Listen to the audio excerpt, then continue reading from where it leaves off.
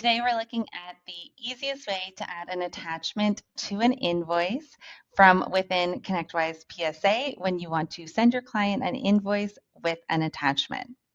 If you're here looking in your finance invoice search screen, you'll notice that there's invoices here, but it's not really obvious how you could add an attachment to send that to your client.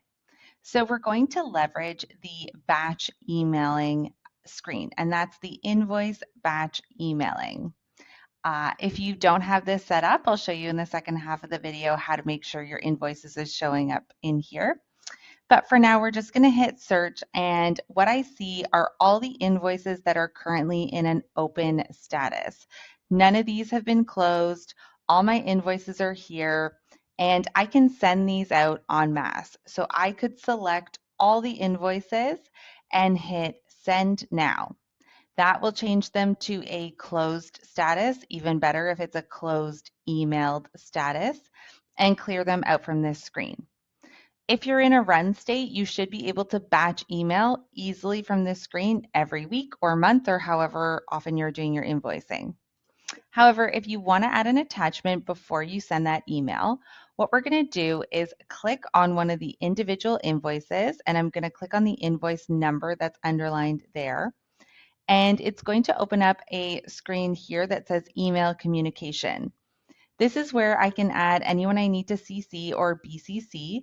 And then right here, I have that attachment where I can select Browse and select a file from my computer. So I can easily attach it. When I attach that, I'm going to hit Save and Close, and that's now going to be attached to that invoice.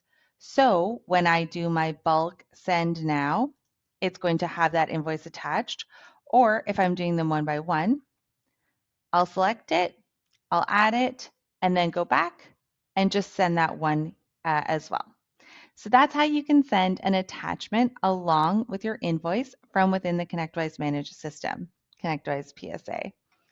If we go into Finance Invoice Search, you'll be able to tell which invoices are going to be part of your batch emailing list by clicking into the invoice. And if we scroll down here, we can see this Add Invoice to Batch Email List. So this invoice would not have been part of that previous screen. Instead, we would need to make sure that it's in an open status and that it's been added to the batch email list. Once I've saved these changes, invoice number 547 will now be a part of that batch emailing list. That's how to quickly and easily add an attachment to any invoices you're sending out, as well as making sure you can see the invoice in the batch emailing list by setting it to an open status and selecting that Add to Invoicing Batch Emailing.